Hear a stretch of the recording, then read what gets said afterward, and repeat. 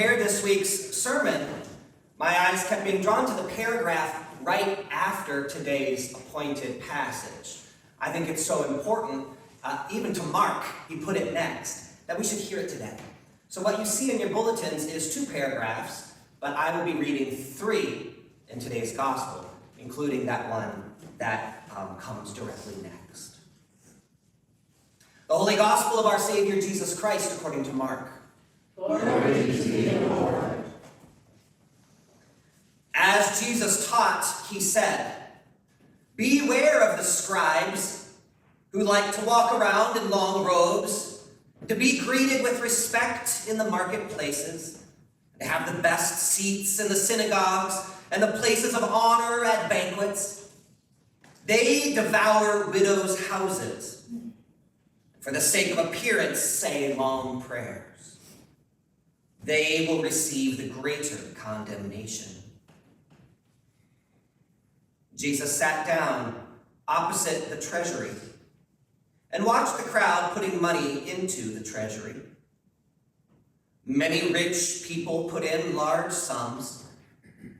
A poor widow came and put in 2 small copper coins, which are worth a penny. Then Jesus called his disciples and said to them, "Truly I tell you, this poor widow has put in more than all those who are contributing into the treasury. For all of them have contributed out of their abundance. But she, out of her poverty, has put in everything she had, all she had to live on." As Jesus came out of the temple, one of his disciples said to him, "Look, teacher, what large stones and what large buildings." Then Jesus asked him, "Do you see these great buildings?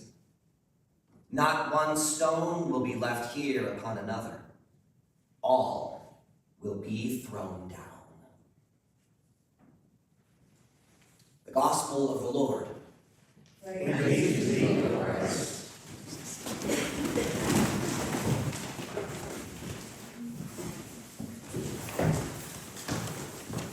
When you hear today's gospel, we all have great respect for the widow.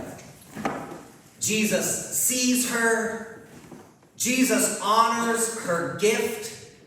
Jesus raises her up as a model to the disciples, and through the Gospel of Mark, raises her up as a model to us 2,000 years later. And for the past 2,000 years, to anyone who's ever heard this gospel, the widow's mite. The mite referring in Old English to that little bit that she gives. Everybody honors and respects the widow and the widow's mite. And indeed, there's something about how honorable and how good she is that makes us want to be that person. And I think that's one of the things Jesus and Mark hope for us. That we'll see her and see her complete faith, see her complete sort of generosity, see her willingness to put her entire self on the line, to offer everything she has before God, trusting in her heart that God, through that gift, will honor her and give her the blessings that she needs. All of this is true and right and good. There's also something else happening in today's passage. And because we pay so much attention to the widow and the glory of her gift and the power of her faith, we almost lose it. And this morning I want to sort of help us to reclaim it, not to lose anything about her. She is extraordinary. And she shouldn't be extraordinary. Well, her extraordinary faith should be ordinary. The world would be better. Not to lose her, but to realize this bigger thing that Jesus is seeing and doing. He mentions this poor widow is given everything she had. Did you notice the 2 parts of the passage that mention the widow? The widow is mentioned twice. Where else is the widow mentioned? We hardly see it, right? The story's about the widow's mite. And yet there's this whole first paragraph. Jesus looking at the scribes, condemning them, and saying, they devour what? Widows' houses. A sentence later, here is a poor widow coming into the temple treasury, giving everything that she has. There's a bigger thing happening here. There's a manipulation happening here. There's power and control happening here, where scribes are taking widows' pennies and buying long robes with them. Where scribes are manipulating the poor to give their last cent to the temple treasury, so that through the kickbacks, the scribes can have wonderful, beautiful lives. And it doesn't stop there. Because this passage today about the widow's mite is at the end of chapter 12, and for 2 chapters, Jesus has been on the Temple Mount excoriating everybody in leadership because of the profound abuses that are happening in this temple, in this city, in the heart of God's nation. Jesus is excoriating the scribes and the elders and the Pharisees and the priests and the Sadducees and the Herodians. He's standing there on the Temple Mount saying, all of you are using this system for your benefit instead of the benefit of the people and instead of the benefit for God. Everything has been manipulated and twisted so that human beings can be given power and wealth and prestige at the cost of all of the regular people who are being squeezed dry. It's not only the religious leaders that Jesus is furious with, but it's the temple and the entire temple system itself.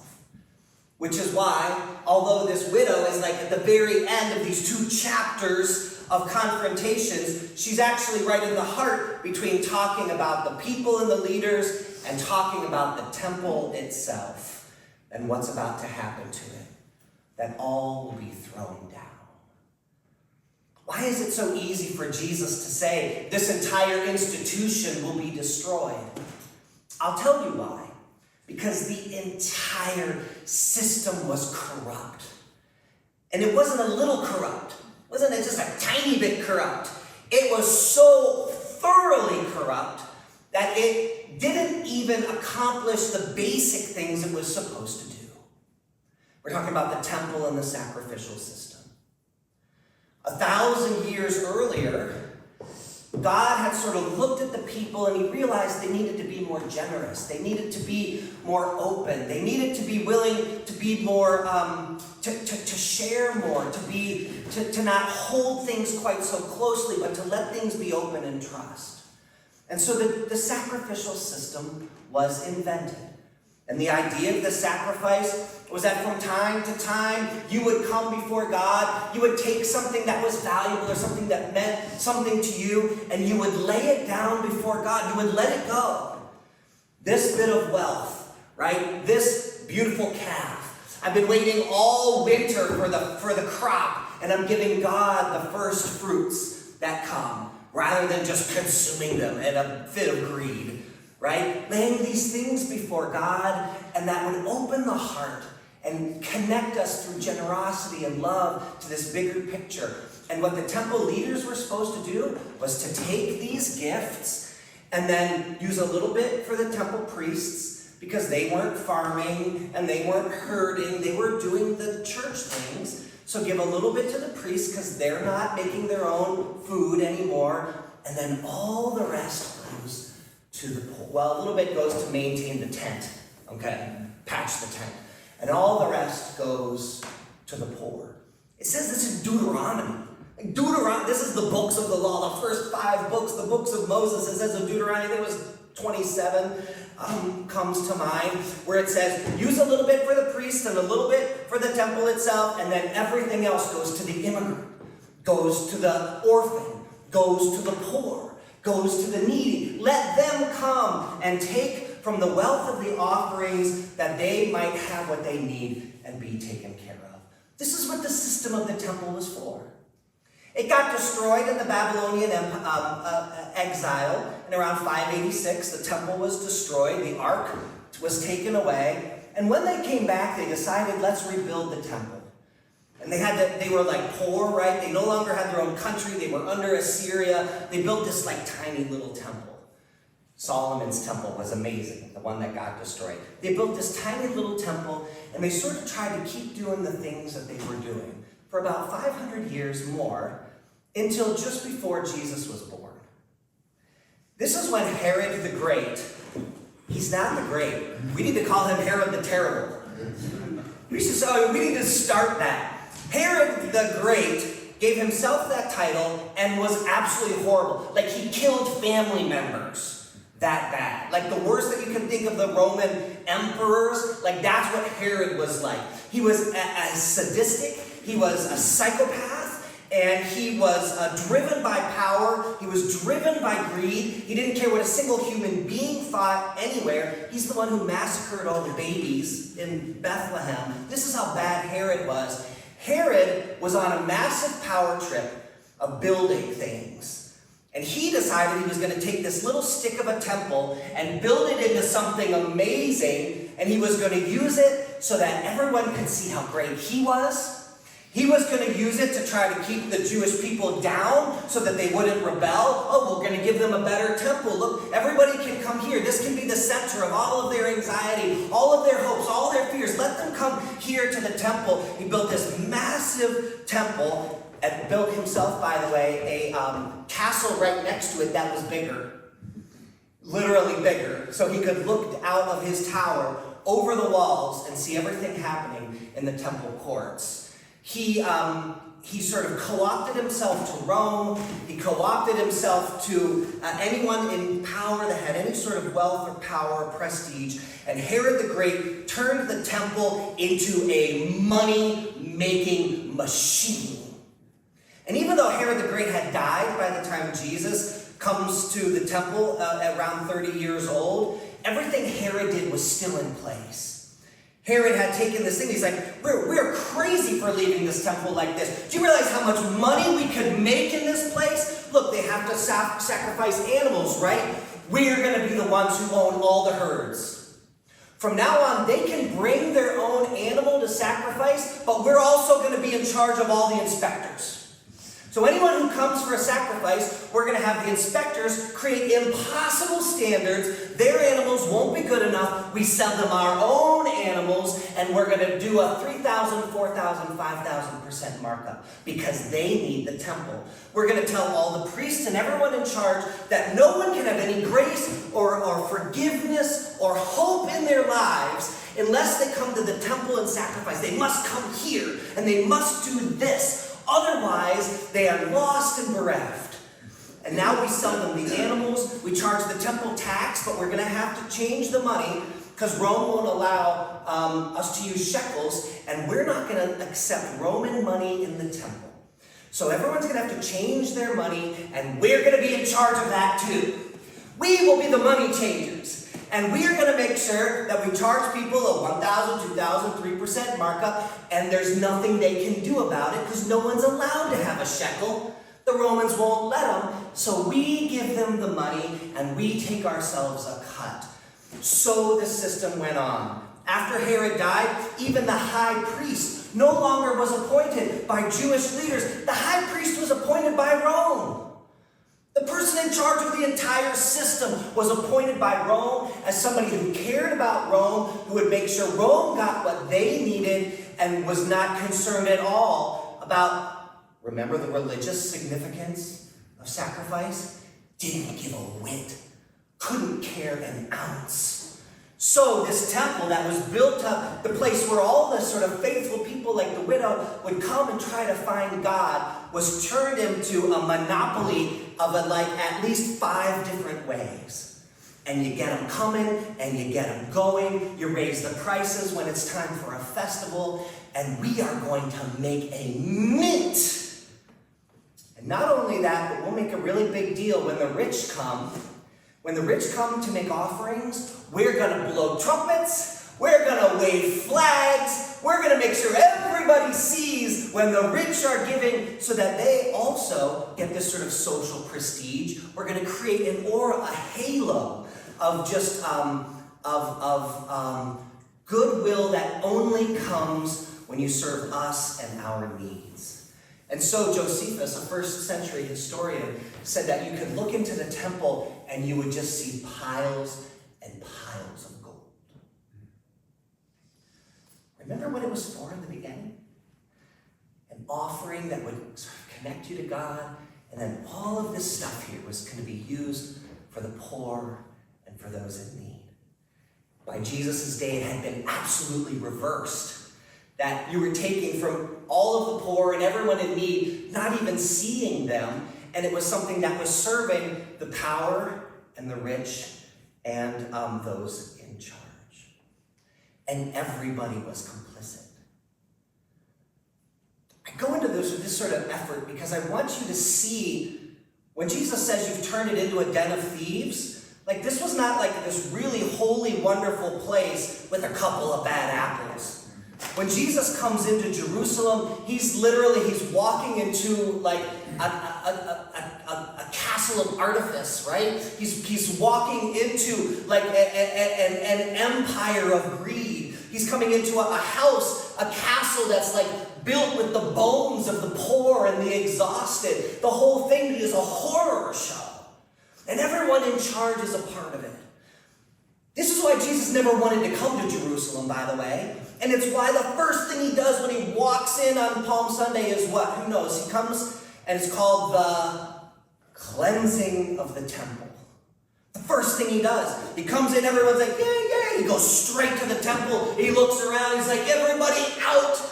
Money changers out. Goats and sheep and all the things out. This is my dad's house. This is where God lives. It's not supposed to be like this. And you can imagine everybody was horrified, and then like 45 minutes later, it was all back to the way it was. Jesus spends the rest of his week there in the Temple Mount. Everyone's like, oh my gosh, this is the guy that would just overturn the temples. He's like, and you! I've got something to say about you guys too, Pharisees. Oh, Sadducees. Yes, thank you for coming over. I've got something to say about you. People aligned with Herod, the Herodians, I've got something to say about you. All of these different kinds of things. We are talking about the widow's mite today, but what Jesus sees is a person who's being strung out for her last pennies and nobody cares. A woman who should be coming to the temple and receiving all that she needs because she has nothing else. And in fact, nobody notices except Jesus himself. In this story, we're not only supposed to be the widow. Because apart from all of that, the reason Jesus cared so much is because the people were earnest. The people were just trying to do what they were supposed to do.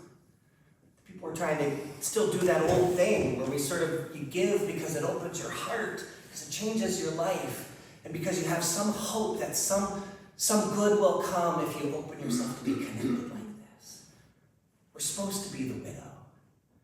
But we're also supposed to be Jesus. In this passage, we're also supposed to be Christ. We are Christ ones, after all. That's what Christians means, right? If you're in Christ, you're a Christ one. And you're a Christ one, and you're a Christ one. And together, we're Christ ones. And to be Christ ones, we stand in the place of Christ. And we're called to do all three of these things as well.